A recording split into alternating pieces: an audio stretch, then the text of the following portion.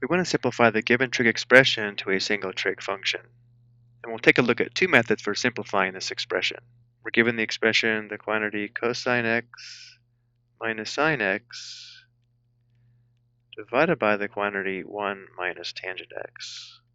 Notice how none of the trig functions are squared, and therefore there's no obvious substitutions using these identities, and therefore let's convert all of the trig functions to sines and cosines, which means let's write tangent x as sine x divided by cosine x.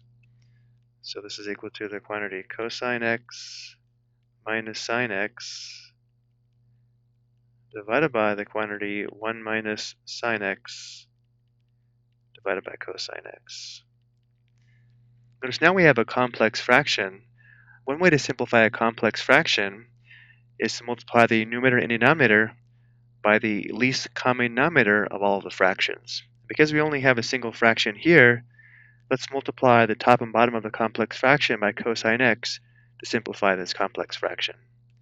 So again, we'll multiply the numerator by cosine x and the denominator by cosine x.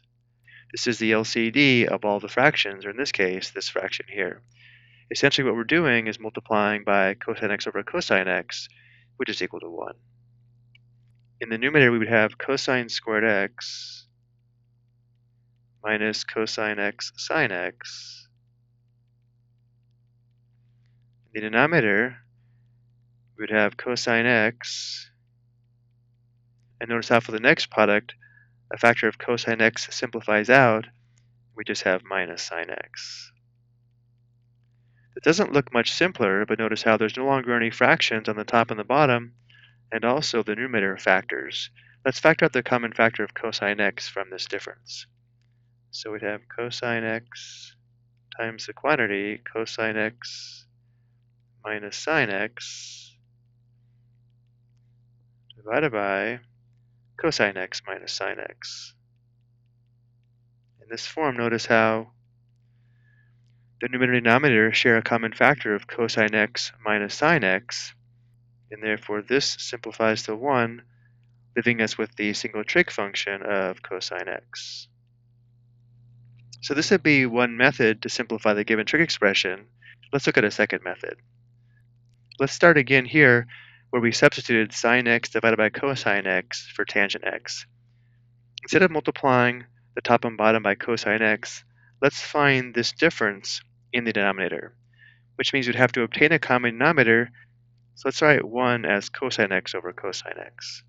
So this is equal to the quantity cosine x minus sine x in the numerator. In the denominator, we'll have cosine x over cosine x minus sine x over cosine x.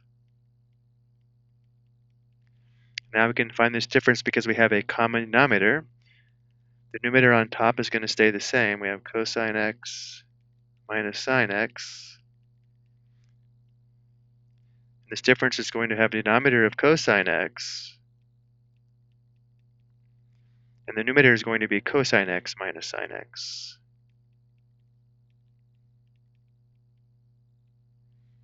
Now from here, remember a fraction bar means division, so let's write this fraction as a division problem where we have the numerator of cosine x minus sine x divided by the fraction in the denominator, which is cosine x minus sine x all over cosine x. Now we'll write this quotient as a product. Dividing by this fraction is the same as multiplying by the reciprocal. So we have the quantity cosine x minus sine x, and then times, again, the reciprocal of this fraction would be cosine x all over cosine x minus sine x. And because we're multiplying by a fraction, let's write this difference as a fraction with the denominator of 1. And again, notice how we have a common factor of cosine x minus sine x between the numerator and denominator, which simplifies to 1, leaving us with the single trig function of cosine x. I hope you found this helpful.